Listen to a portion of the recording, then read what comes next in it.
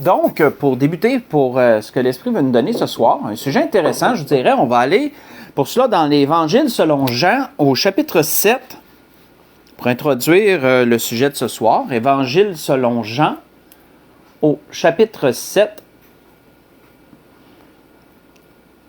On pourra lire à partir du verset 10, on va lire du verset 10 jusqu'au verset 25 pour introduire le sujet de ce soir. Donc, on va rentrer dans une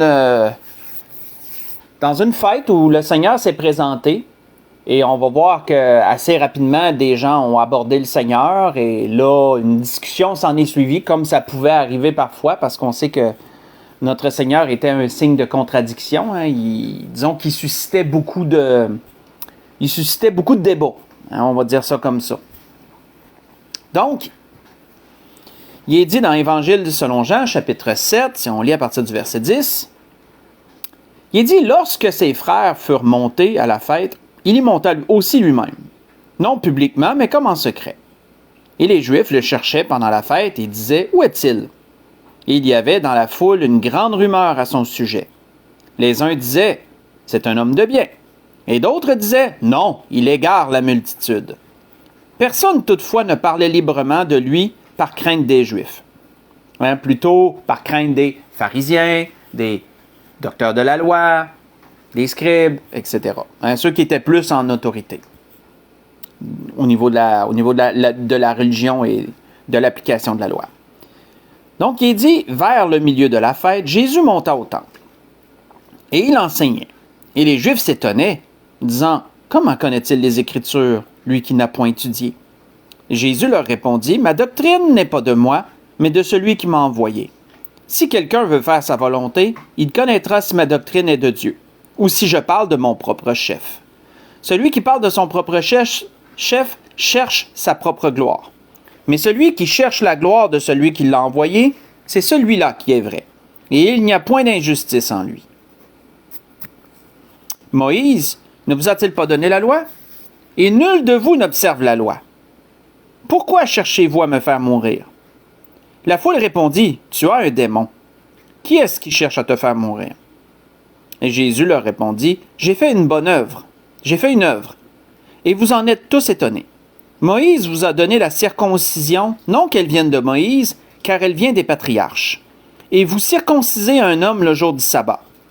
Si un homme reçoit la circoncision le jour du sabbat, afin que la loi de Moïse ne soit pas violée, pourquoi vous irritez-vous contre moi de ce que j'ai guéri un homme tout entier le jour du sabbat? Ne jugez pas selon l'apparence, mais jugez selon la justice.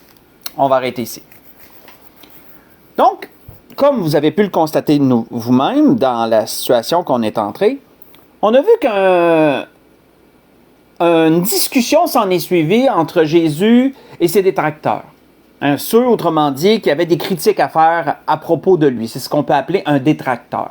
C'est une expression pour dire quand quelqu'un parle en mal d'un autre ou il critique, il picosse, là, comme on dit en bon québécois, ben, c'est un détracteur. Donc, il en vient une discussion entre Jésus et ses détracteurs. Et on peut voir qu'à travers cela, que beaucoup de choses contrariaient les gens à propos de Jésus. Hein? Parce que Jésus, dans sa façon de parler, dans sa façon d'être, il ne cadrait pas avec ce qu'ils avaient l'habitude, avec ce que le peuple avait l'habitude de voir. Hein? Autrement dit, les exemples que le peuple juif avait à l'époque, c'était les scribes, c'était les pharisiens, les docteurs de la loi. C'était pas mal les exemples qu'ils avaient. Les sacrificateurs, le grand sacrificateur, etc. Mais Jésus, il ne cadrait pas totalement il ne cadrait pas avec ces gens-là. Et ça faisait qu'il attirait beaucoup de discussions. Il n'enseignait pas comme les scribes, comme il est mentionné ailleurs, et il ne s'habillait pas comme un scribe ou un pharisien. Et donc, ça l'amenait des choses.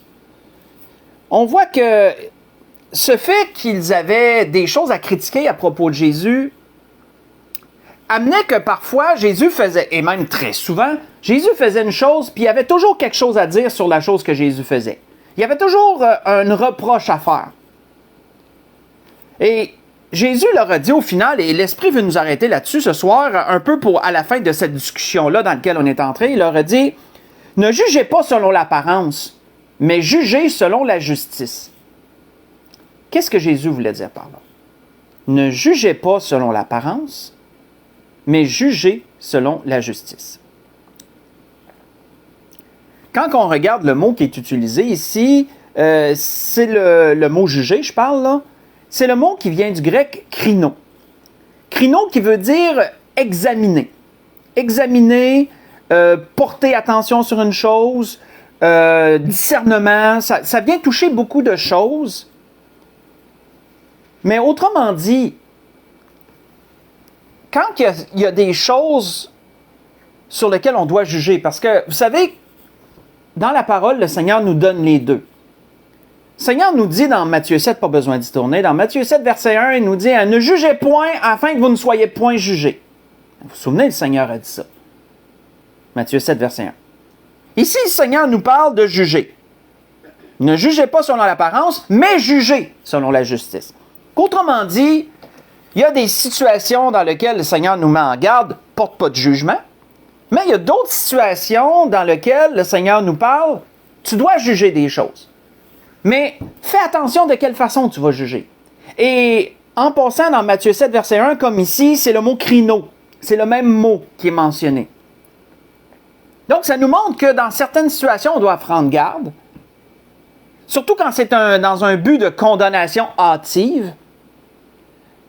Ça, on doit prendre garde quand ça nous amène à condamner hâtivement. On juge. Là, on doit prendre garde. Mais parfois, dans d'autres circonstances, on doit juger. Mais de quelle façon? On doit juger avec justice. Et non sous les apparences.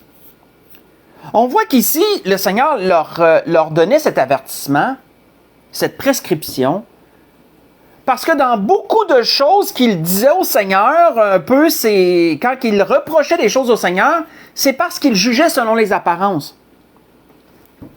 Ils étaient atteints d'un mal, frères et sœurs, sur lequel l'Esprit va parler beaucoup ce soir.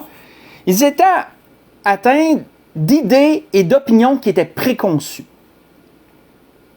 Ils étaient atteints d'idées et d'opinions qui étaient préconçues. Ils n'avaient pas d'esprit critique pour prendre le temps de réfléchir sur ces choses que Jésus faisait. Et je m'explique. On va voir, ça va prendre plus de sens. Le Seigneur leur donne un exemple ici. Le Seigneur leur parle, dans ce qu'on a lu, là, il leur parle du sabbat. Hein, il leur donne un ordre d'idée. Il dit, OK, il dit, le jour du sabbat, si un enfant doit être circoncis le 8e jour, tel que la loi le prescrit, et que le 8e jour tombe un jour de sabbat, il dit, vous allez le circoncire, l'enfant. Parce que vous voulez que la loi de Moïse soit observée. Mais vous travaillez pendant le sabbat quand vous faites ça. C'est un travail que de circoncire l'enfant. Mais pour que la loi soit respectée, ben on transgresse le sabbat, entre guillemets. On circoncit le jour du sabbat.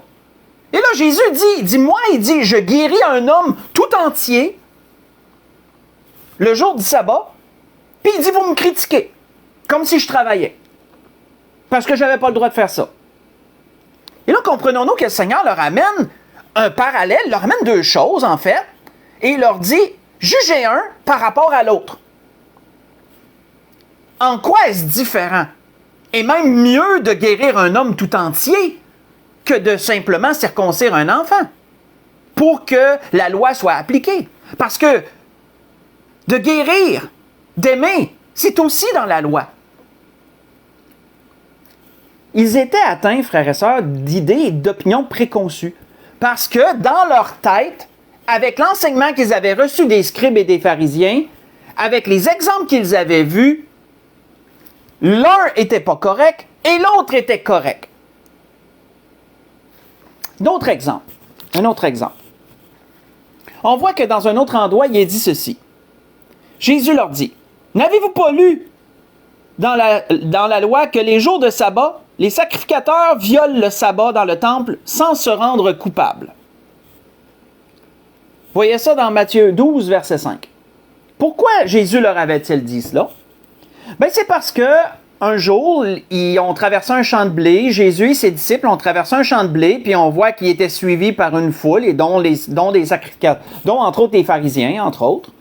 Et que là, les pharisiens ont vu les disciples qui avaient vraiment faim prendre quelques épis de blé au passage, les froisser pour en détacher le grain, et là, manger comme ça le grain.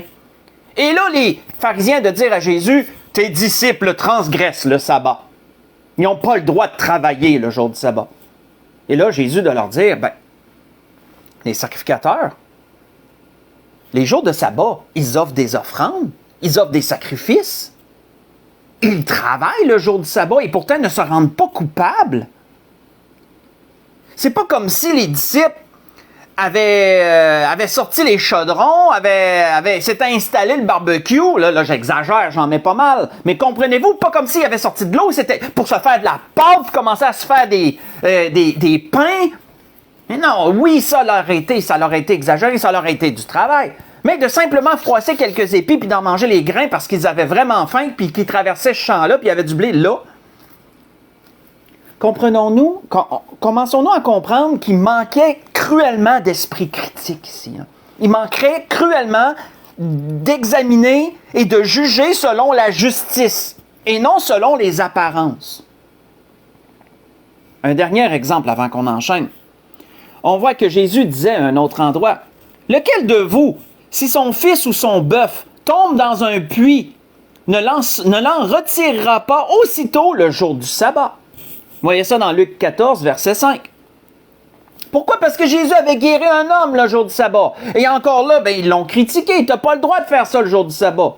Et là, Jésus de leur dire, pourtant, si un de vos enfants tombe dans un puits le jour du sabbat, allez-vous le laisser là jusqu'au lendemain parce que vous ne pouvez pas travailler pour l'en sortir? Si un bœuf tombe dans un trou, si un de vos animaux tombe dans un trou le jour du sabbat, vous allez aller l'en sortir le jour du sabbat. Mais Jésus disait, moi j'ai guéri un homme le jour du sabbat. En quoi est-ce pire?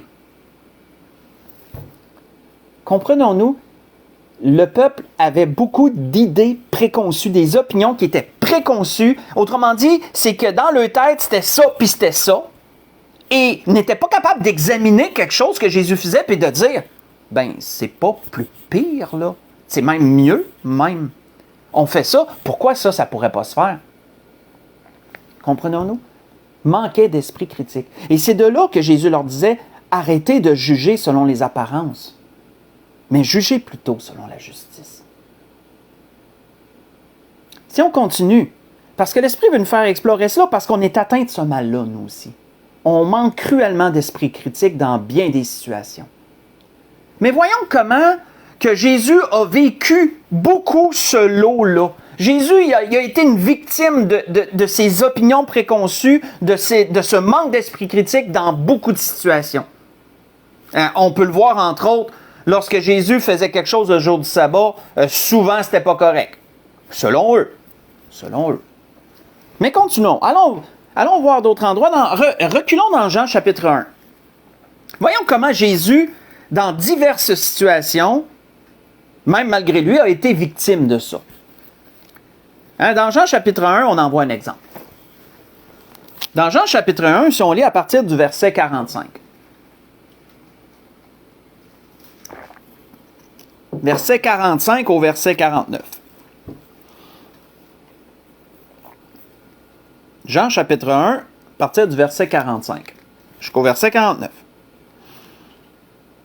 On voit qu'il est dit, Philippe rencontra Nathanaël et lui dit, « Nous avons trouvé celui de qui Moïse a écrit dans la loi et dont les prophètes ont parlé, Jésus de Nazareth, fils de Joseph. » Et Nathanaël lui dit, « Peut-il venir de quelque chose de bon de Nazareth? » Philippe lui répondit, « Viens et vois. » Autrement dit, là, avant de juger sur les apparences, là, viens donc constater par toi-même. Et Jésus, voyant venir à lui Nathanaël, lui dit, « Voici vraiment un Israélite dans lequel il n'y a point de fraude. » « D'où me connais-tu? » lui dit Nathanaël. Jésus lui répondit, « Avant que Philippe t'appelle, quand tu étais sous le figuier, je t'ai vu. » Et Nathanaël répondit et lui dit, « Rabbi, tu es le Fils de Dieu, et tu es le roi d'Israël. » Jésus lui répondit, « Parce que je t'ai dit que je t'ai vu sous le figuier, tu crois? Et tu verras de plus grandes choses que celle-ci. » On va arrêter ici. Hein, on peut voir avec le commentaire de Nathanaël, on voit un fait à cette époque-là. Un fait à cette époque-là était que la ville de Nazareth n'avait pas bonne réputation. C'était un petit village et dans ce petit village, il y avait pas, comment je pourrais dire, on ne sait pas pourquoi exactement ce petit village avait mauvaise réputation. Mais jamais de ce village était... Il y avait pas personne d'important dans ce village-là. Il n'y avait pas de sacrificateur, il n'y avait pas de scribe important, là, quelqu'un de renom, là, quelqu'un de renom qui est reconnu, mettons, dans tout Israël. Non, c'était du nowhere. C'était pas... Il n'y avait personne qui était reconnu, là. Il n'y avait personne d'important à Nazareth. C'était une petite place perdue, un petit village perdu, là. Ben, peut-être pas perdu, là, mais comprenez ce que je veux dire, là. Pour démontrer là, que c'est un petit village insignifiant parmi tous les autres villages qu'il y avait, là. Il n'y avait pas personne d'important qui venait de ce village-là. Puis de ce village-là, était jamais venu un prophète ou quelqu'un d'important non plus. En plus, il y avait cette fameuse mauvaise réputation dont on ne sait pas exactement d'où ça vient. Et donc, mettez tout ça ensemble. Et Nathanaël, il y avait quoi? Nathanaël avait une idée préconçue de Nazareth. Il y avait une opinion sur Nazareth qui était arrêtée. C'était que de cette place-là, peut-il venir quelque chose de bon? Ça va loin, là. Et quand que Philippe lui dit, ben Jésus vient de Nazareth, on a trouvé celui dont Moïse parle, il vient de Nazareth. Et donc, Nathanaël, avec son idée, son opinion déjà arrêtée, qui était préconçue, peut-il venir quelque chose de bon de là? Mais quand il l'a vu, par exemple, quand il l'a entendu parler, quand il l'a vu, il a changé d'idée, hein? Il a changé d'idée. Ça revient, frères et sœurs, à ce que Jésus disait. Ne jugez pas selon l'apparence, mais jugez selon la justice. Prenez le temps d'avoir un esprit critique sur les choses. Prendre le temps d'examiner les choses, prendre le temps de jauger, de juger, mais de jauger les choses, d'analyser les choses. Ça, c'est un esprit critique et c'est extrêmement important d'avoir cela. Jésus a été victime de ce manque-là. C'est pas de sa faute à Jésus s'il a vécu à Nazareth. Il n'est pas né à Nazareth, mais il a vécu toute sa jeunesse à Nazareth. C'est là que Dieu a voulu qu'il aille. C'est là que Dieu avait dit à ses parents d'aller. Il sera appelé Nazaréen, que la Bible dit. Ça n'enlevait pas à Jésus qu'il était le Messie pareil, même s'il venait de là. Ça n'y enlevait rien. Tu sais, on voit que dans un autre endroit, faites juste écouter. Sur d'autres affaires, sur un autre point, il nous a dit quoi à propos de Jésus? Jésus a dit un commentaire intéressant. Il dit, les pharisiens demandèrent, il est écrit, les pharisiens demandèrent à Jésus, quand viendrait le royaume de Dieu? Il leur répondit, le royaume de Dieu ne vient pas de manière à frapper les regards. Hein, autrement dit, il ne vient pas de façon éclatante. Éclatante, vue de tous. Bien sûr, on doit faire un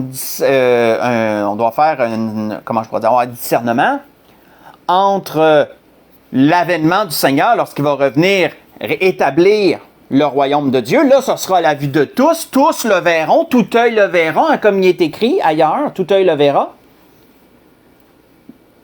Et c'était certainement de cette pensée-là que les pharisiens disaient quand ils vont venir, parce que dans leur tête, lorsque le Seigneur va venir établir leur royaume, bien, tout le monde va le voir, parce que c'est écrit dans les prophètes. C'est écrit, je pense que c'est Zacharie qui disait ça. C'est écrit.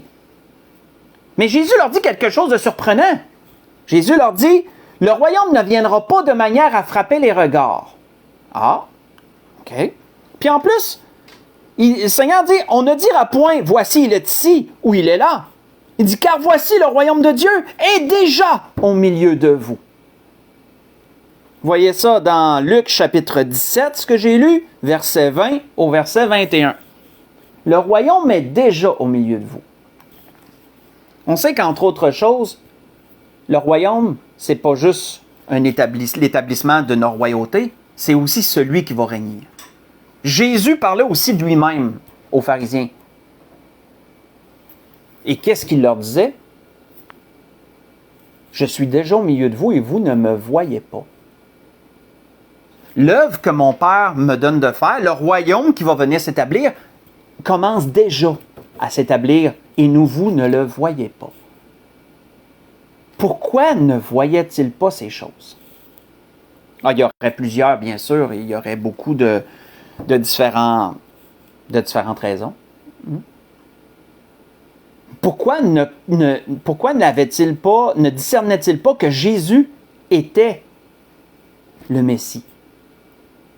On pourrait donner encore plusieurs raisons, mais l'une d'elles, c'était leurs opinions préconçues. L'idée qu'ils avaient du Messie et de l'établissement du royaume. Dans leur esprit, tel qu'ils l'avaient compris, lorsque le Messie viendrait, ils le reconnaîtraient immédiatement. Il viendrait renverser les autres royaumes et établir le royaume de Dieu. Tout serait éclatant, ça serait puissant, ça serait visible. Leur idée était faite, c'était comme ça. Et donc que Dieu les détrompe en envoyant son Fils, un homme simple comme la Bible nous dit, comme Philippe disait, un simple homme, ça les trompait totalement, ça. Dieu les a toutes trompés d'un certain sens, parce qu'ils avaient des idées préconçues sur ce que devait être la venue du Messie, et ce que devrait être, ils l'ont encore d'ailleurs.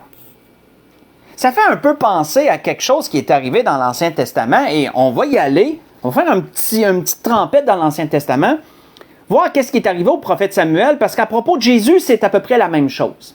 Hein, ça fait penser à ça.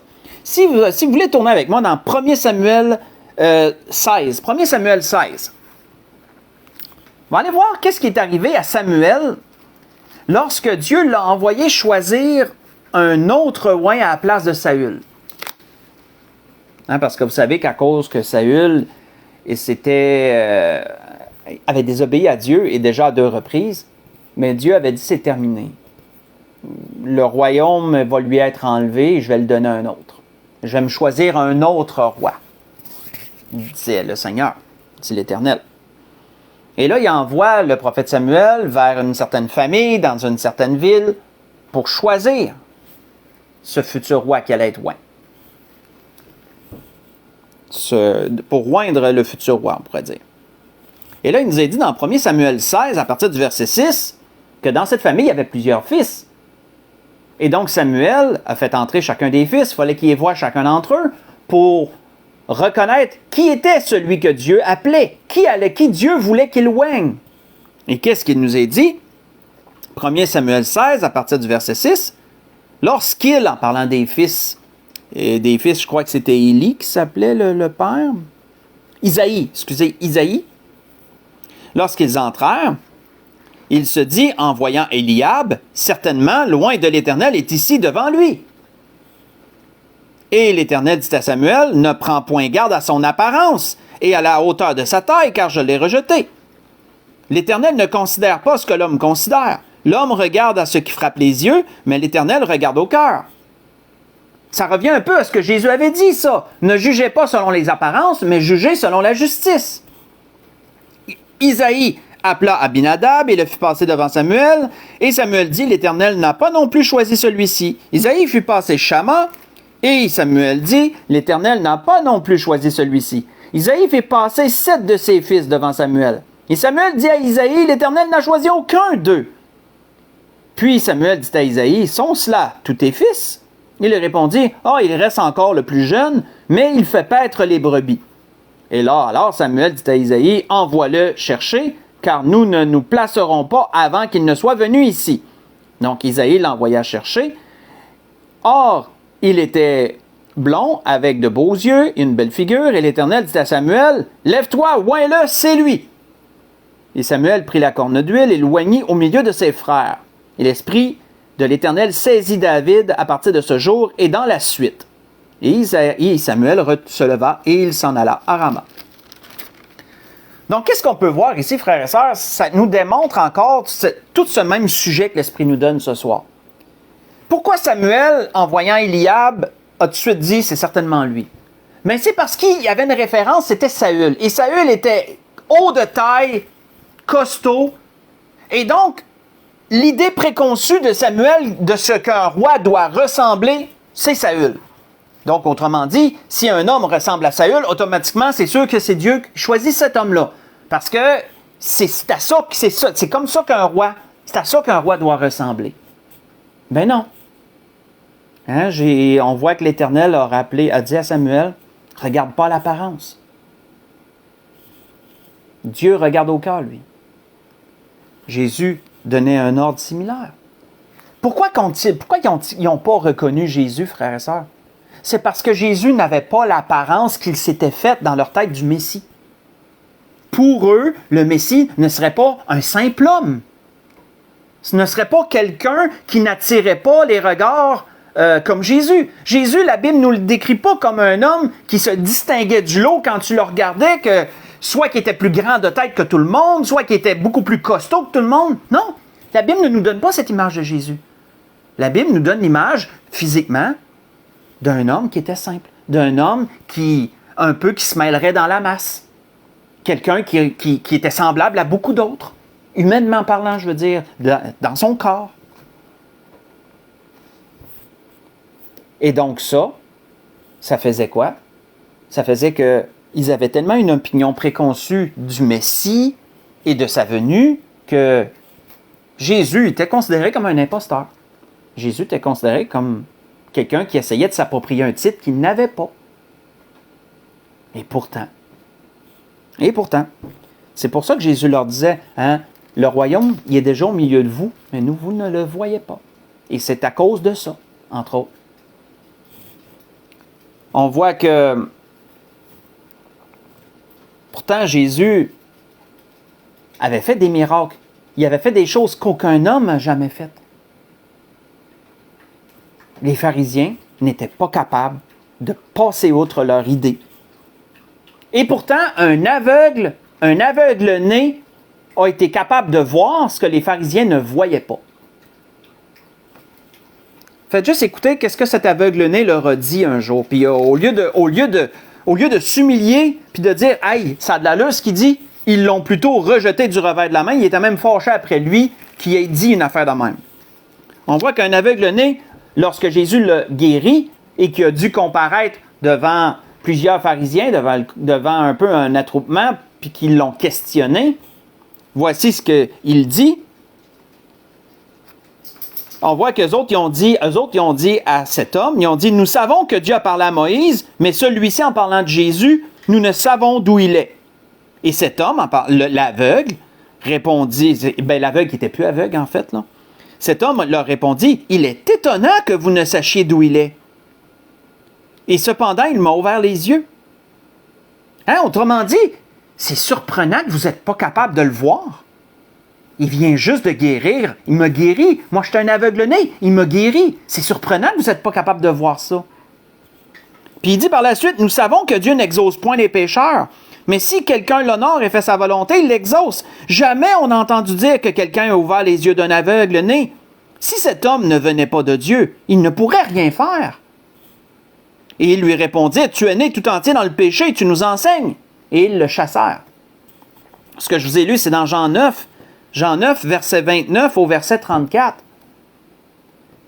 Un aveugle-né qui n'avait jamais eu d'instruction, qui n'avait jamais lu la Torah, a été capable de voir qui était Jésus, tandis que des gens, des érudits, des instruits dans la loi ne le voyaient pas.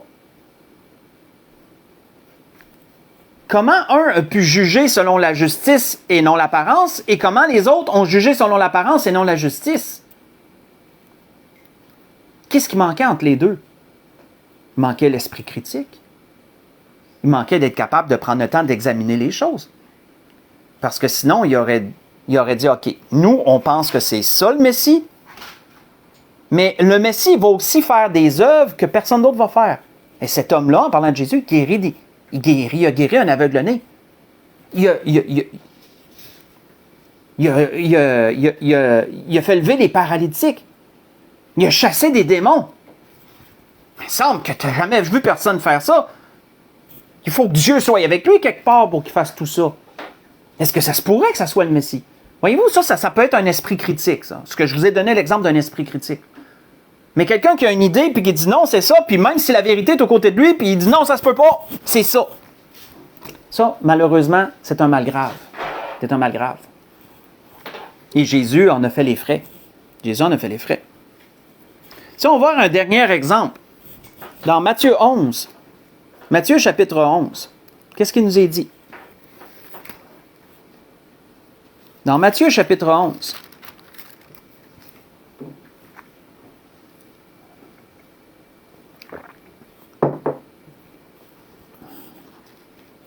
Matthieu chapitre 11, si on lit à partir du verset 16.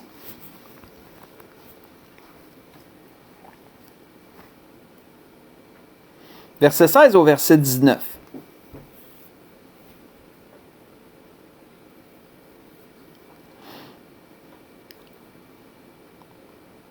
Donc Jésus de dire à ceux qui l'écoutaient, « À qui comparerai-je cette génération? Elle ressemble à des enfants assis sur des places publiques, et qui, s'adressant à d'autres enfants, disent, « Nous n'avons pas joué de la flûte. Et nous vous avons joué de la flûte, et vous n'avez pas dansé. Nous avons chanté des complaintes, et vous ne vous êtes pas lamentés. Car Jean est venu, ne mangeant ni ne buvant, et ils disent, il a un démon. Le Fils de l'homme est venu, mangeant et buvant, et ils disent, c'est un mangeur et un buveur, un ami des publicains, un ami des publicains et des gens de mauvaise vie. Mais la sagesse a été justifiée par ses œuvres, disait le Seigneur. Et autrement dit, avec le Seigneur, il n'y avait jamais rien de correct. Le Seigneur prêchait pas aux bonnes personnes.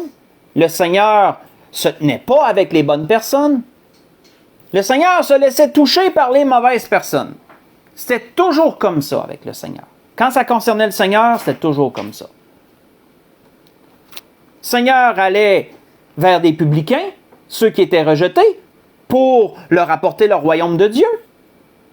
Et lorsqu'un publicain se convertit, les pharisiens, au lieu de dire « Wow, il a ramené un publicain dans la voie de la vérité », comme Matthieu, mettons, qui est devenu apôtre, et qui a lâché son rôle de publicain pour suivre le Seigneur. Avec un peu d'esprit critique, frères et sœurs, les pharisiens auraient dit « Wow, un publicain vient de se reconvertir, on pourrait dire, à l'obéissance de la loi. Ce que Jésus a fait, c'est bon. Mais non, mais non. Jésus se tenait avec des gens de mauvaise vie. C'est un ami des publicains, c'est un mangeur, pas un buveur. Voyons-nous. Quand je méditais sur ça, ce que Jésus leur disait ici, ça me faisait penser au prophète Jonas. Vous pourrez aller le lire pendant la semaine si vous le désirez, on n'ira pas dans Jonas. Ça. Mais souvenez-vous de Jonas, le prophète. Jonas, lorsque l'Éternel l'avait envoyé prêcher à une ville païenne du nom de Ninive, Jonas, il avait une idée lui aussi qui était préconçue. Hein? Lui aussi avait une opinion arrêtée. Hein, les païens ne méritent pas la grâce de l'Éternel. C'était ça son idée. Et donc, quand Dieu lui a dit « Va prêcher à Ninive », Jonas il a dit « Non, moi je ne vais pas là, je vais à l'autre bord. Je vais dans le sens contraire, je ne veux rien savoir. » Puis Dieu a fallu qu'il l'amène par un grand poisson, la tempête et tout, là, je saute rapidement, là, puis qu'il vomisse, qu'il fasse vomir sur la berge de Ninive. Pour que là, Jonas, il se plie, qu'il y aille. Et quand que la ville s'est convertie, Jonas était frustré après Dieu par-dessus ça. Parce qu'il a dit, je le savais que ça allait finir de même, je le savais que tu étais bon, puis je le savais qu'il allait se repentir, puis il n'était pas de bonne humeur de ça. Frères et sœurs, pourquoi Jonas agit comme ça? Parce que Jonas avait une idée arrêtée sur les païens. Il y avait une opinion qui était préconçue là-dessus. Pas d'esprit critique. Pour dire, wow, tout un village, c'est pas un village, Ninive, c'est une grande ville. Toute une grande ville, 3 jours de marche pour traverser la ville, c'était quand même une grande ville. Là. Toute une grande ville, des milliers de personnes ont été épargnées d'un jugement. Ils se sont tournés vers Dieu. Ils se sont repentis avec le sac et la cendre. Wow! Ça aurait été un peu d'esprit critique, là, d'analyser les choses, de dire « Wow! » Non. Non. Les païens ne sont pas supposés avoir de grâce, eux autres. Et Dieu leur a fait grâce, je ne suis pas content. Ça, c'est un peu Jonas. Hein? Ça résume pas mal le livre de Jonas puis l'attitude en arrière de ça. Et pourtant, frères et sœurs, quand on regarde la loi de Moïse, la loi, pourtant, dans certaines situations, les avertissait de quelle façon ils devaient juger des choses. Faites juste écouter, je vous donne un bon exemple. Pas besoin d'y tourner avec moi, là. Faites juste écouter. Je vais vous donner un bon exemple. Qu'est-ce qui est dit dans la loi, un peu ce que Moïse leur avait prescrit. Moïse leur avait dit, « Je vous donnais dans le même temps cet ordre à vos juges. Écoutez vos frères et jugez selon la justice. » Ça revient à ce que Jésus avait dit. Jugez selon la justice les différends de chacun avec vos frères ou avec l'étranger. Vous n'aurez point égard à l'apparence des personnes dans vos jugements. Vous écouterez le petit comme le grand. Et vous ne craindrez aucun homme, car c'est Dieu qui rend justice. Et lorsque vous trouverez que la cause est trop difficile, vous la porterez devant moi pour que je l'entende. Et c'est ainsi que je vous prescrivis dans ces temps-là tout ce que vous aviez à faire. Là, je vous ai lu dans Deutéronome chapitre 1, j'ai lu du verset 16 au verset 18. Pourtant, c'était écrit ça. Il l'avait lu ça. Quand vous devez juger, vous jugez non sur l'apparence, mais sur la justice. Dans toutes les causes que vous allez entendre. N'aurait-ce pas été pareil avec le Seigneur? Quand ça concernait Jésus, n'aurait-il pas fallu qu'il juge selon la justice, selon les œuvres qui se faisaient, et non sur une apparence, sur des idées préconçues, des opinions arrêtées qu'ils avaient sur des choses? Je crois, frères et sœurs, qu'on est quand même bien ferré pour comprendre ce que l'Esprit a voulu nous dire ce soir dans ces choses-là. Parce que dans tous les cas, leurs opinions arrêtées, leurs idées préconçues, les a très mal servis. Leur manque d'esprit critique les a amenés à ne pas reconnaître le Messie qui était au milieu d'eux.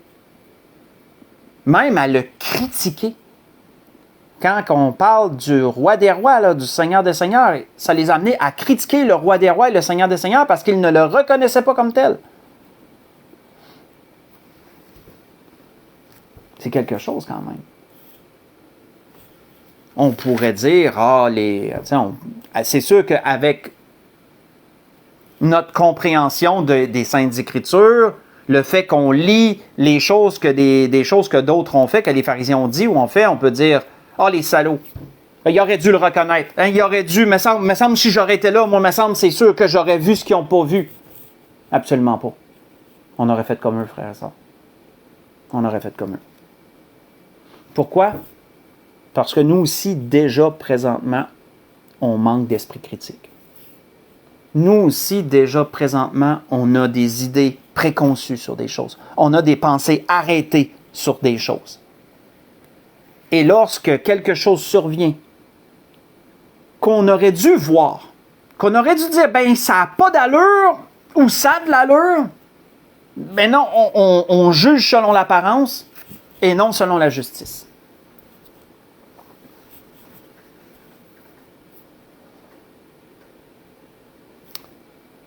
Si vous voulez un exemple concret, il y en a peut-être qui ne l'aimeront pas, l'exemple que je vais donner, mais moi, quand que l'Esprit me donnait ce message-là, c'était l'exemple qui me revenait tout le temps. Prenez la pandémie. Prenez ce qu'on a vu ces dernières, ce qu'on a vécu, là. Toutes les choses que le gouvernement a amenées aux églises. Pas rien qu'aux églises, au monde en général, là. Mais surtout quand ça a eu rapport avec les églises. Distanciation dans les églises, plus le droit de chanter, le masque, le ci, le ça. Et que là, il y en a qui ont dit, Romains 13 nous dit qu'on doit se soumettre à nos autorités. Et que donc, dans l'Église, on doit appliquer à la lettre tout ce que le gouvernement a demandé. Et qu'il y en a d'autres qui ont dit, attendez une minute, l'Église, elle appartient au Seigneur. Comment le gouvernement aurait-il le droit de venir imposer des choses en rapport avec le culte de Dieu? Et qui plus est, la distanciation sociale dans l'Église, les masques et tout, ça va atteindre de plus le droit de se serrer à la main, plus le droit de se faire d'accolade. Ça va atteindre à la chaleur dans l'Église, ça va atteindre à l'unité, ça va atteindre à la fraternité, ça va venir atteindre tout ça. On va amener quelque chose de diviseur dans l'Église. Et donc, il y a eu ces deux méthodes de pensée. Moi, ça m'a fait penser à ça, frère et sœurs, ce que l'Esprit nous donne ce soir, parce que d'un côté, il y a eu de l'esprit critique de dire, attendez, là, on va regarder les choses, on nous demande une chose, mais ça va contrevenir à beaucoup d'autres choses, parce que l'unité, l'amour, tout ça, c'est prêché aussi dans la parole. Et d'un autre côté, Romains 13, oui, on doit se soumettre à nos autorités, mais tant que les autorités ne vont pas à l'encontre de ce que Dieu demande.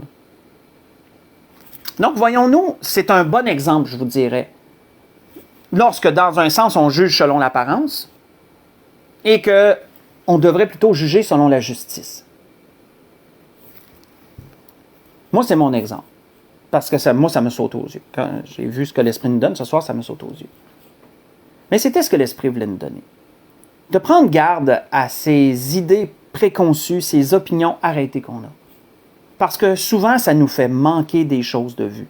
On se trompe amèrement dans certaines choses. Et juste un peu pour clore la boucle à propos de l'exemple que j'ai donné, je peux vous dire qu'avec du recul, parce que là, maintenant, c'est comme un peu derrière nous, cet épisode-là, hein, puis gloire à Dieu que ça le soit. Bien, avec du recul, je vois je vois quelques églises. Je connais quelques églises et un peu les petites choses qui se passent dans chacune. Et je peux vous dire que les églises qui ont appliqué à la lettre les mesures du gouvernement sont marquées à vie, là.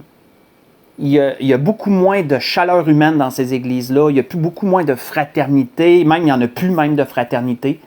Il y a bien des choses qui se sont arrêtées totalement dans ces églises-là. Tandis que dans les églises qui ont continué à servir le Seigneur tel que la Bible le demande, tout est resté. L'amour est resté, la chaleur humaine est restée, l'unité est restée, mais dans une autre, totalement le contraire. Donc, quand tu regardes ça avec du recul, à la fin, tu te dis, ouais, lequel des deux est correct? D'après moi, ceux qui ont jugé selon la justice et non selon l'apparence. Mais bon, pour conclure, ce que l'Esprit a voulu nous dire ce soir, je vous invite à aller dans 1 Corinthiens 2. 1 Corinthiens, chapitre 2. On va conclure ce que l'Esprit a voulu nous donner ce soir.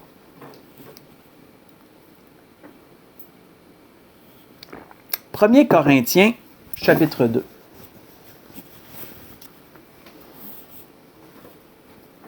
On va lire à partir du verset 12 jusqu'au verset 15.